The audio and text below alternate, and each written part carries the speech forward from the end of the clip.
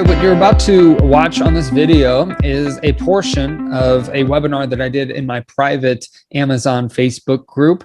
We've got over 2,000 sellers that are in this Facebook group, and you can find out more about my course and book and all the other stuff that I do at my website at askjimmysmith.com. I just wanted to thank you for checking out the video and let you know that this is a portion of a much longer webinar that I've done in the group. So if you have any questions at all, please feel free to leave a comment below or reach out to me at askjimmysmith.com. Thank you so much for being here, and I hope you have a great day. Why should I keep selling on Amazon? Now, these statistics, while I know that the question is probably centering more around, specific issues with their account or specific issues with that they're having selling on Amazon. But I at least wanted to address the general question of why Amazon is such a great opportunity.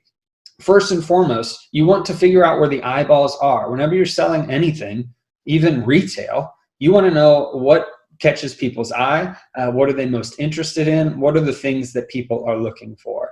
Amazon is the place that people come to figure that out. Now, they might go purchase it on another platform, but typically 9 out of 10 consumers will price check a product on Amazon. And I would even say they're not even price checking a product, that they're just checking products out on Amazon just in case. So the reason I say that is because so many people, as you know, with our business model, are buying products at a higher price on Amazon than they would get them on other platforms. But still, 9 out of 10 consumers will check a product on Amazon before they buy it someplace else if it's on there. Now, the next thing is there's 112 million Amazon Prime members, and that continues to grow. Amazon continues to add more and more features to it, like the Amazon video and music and all that kind of stuff. And so 112 million people that can access Amazon and also get Prime shipping, which is why I put FBA Prime in parentheses, because people that are Amazon Prime members, if you're sending stuff FBA, you've got 112 million people that are paying money so that they can get 2-day shipping from ordering any of their products. That's a pretty remarkable number, in my opinion, and why FBA to me is still the best way to start and to go with Amazon, because there's 112 million people that are paying additional money so that they don't have to pay for shipping and they can get their products quicker. The next one, there's over 12 million products sold on Amazon. That's listings on Amazon. There's 12 million or over 12 million products on the platform. And that has continued to grow year after year. So while people might think that, oh no, products can get saturated, or there's more replen sellers, there's more arbitrage sellers, we are literally still on the forefront of Amazon and this opportunity of selling online. The products will continue to grow. Bundles and multi-packs and all kinds of stuff that us replen sellers sell will continue to grow on the platform. And so again, I expect one day for that number to be 50 million products sold on Amazon, and a lot of that coming from third-party sellers.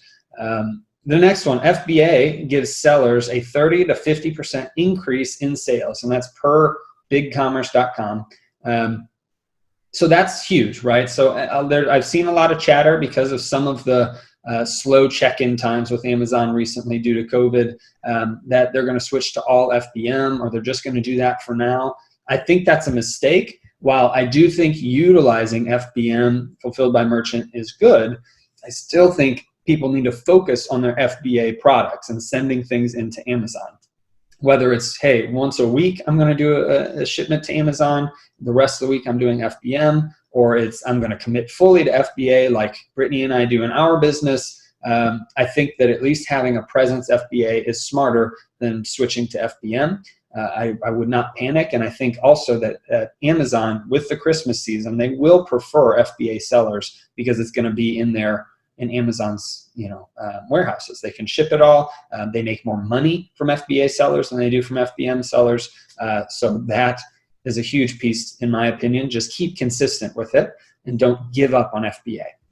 The next one, over 50% of sales are from third-party sellers, which, I've heard this for a long time. I believe in like 2013 or something, it was 40% or something, but still, it's a lot of money and a lot of sales that come from third-party sellers. Amazon's not giving up on third-party sellers. They're not trying to run arbitrage sellers away. We make up a huge majority of those 12 million products that are sold, as well as a large majority of the 50% of sales, because we're the ones providing random products on Amazon.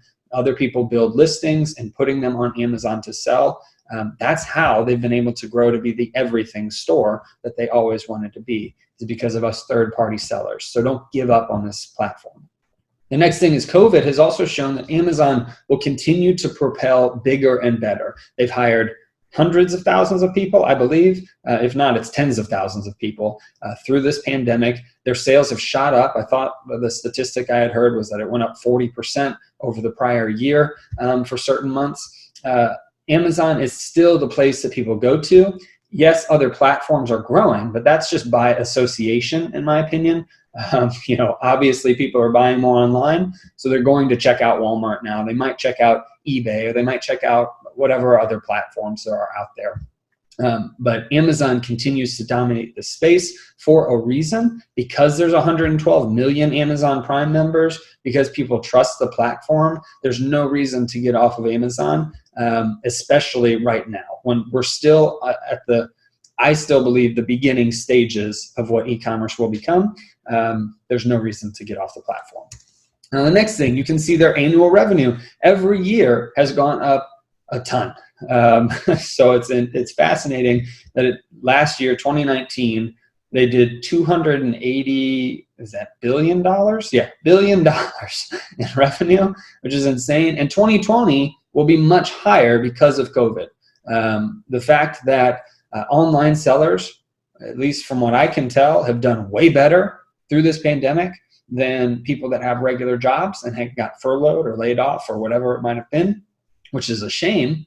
But the fact that this opportunity exists on Amazon is not anything that we should be turning our noses up at because they implement a new policy that might be a little bit more difficult or might cause us to lose a couple $100 because we have to get rid of some inventory. Not a big deal in the grand scheme of the amount of money you can make and the amount of opportunity there is on Amazon. So do not give up on it. Lastly, do you like making money and the ease of use? That's really what it comes down for me.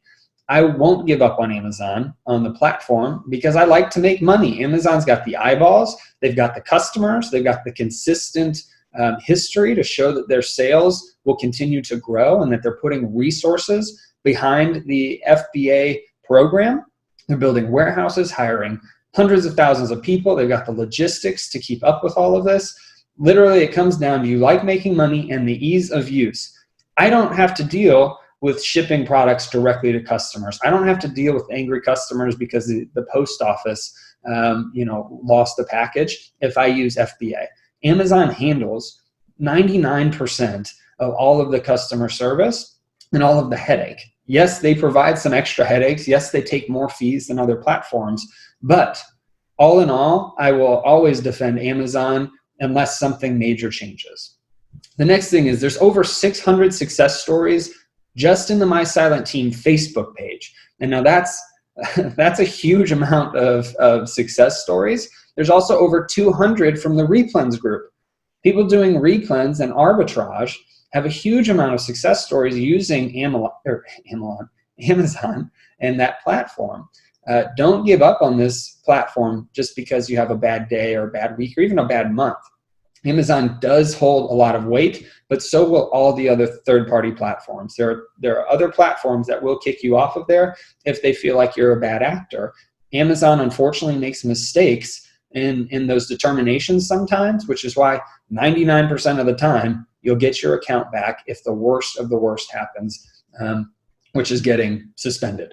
But that's why we have all the tools and resources in this group and Amazon Legends and My Silent Team to help make sure that that doesn't happen, to help you use performance notification templates and keep on top of those issues that can come up with Amazon so that you can be viewed as a great seller in Amazon's eyes. The next thing, things change, but so do we as sellers. So obviously, Amazon's changed. I mean, I've been selling on here since 2015 with Brittany. things have changed for arbitrage sellers through that time. Things have gotten a little bit more difficult in some regards, but also easier because there's more products for us to sell.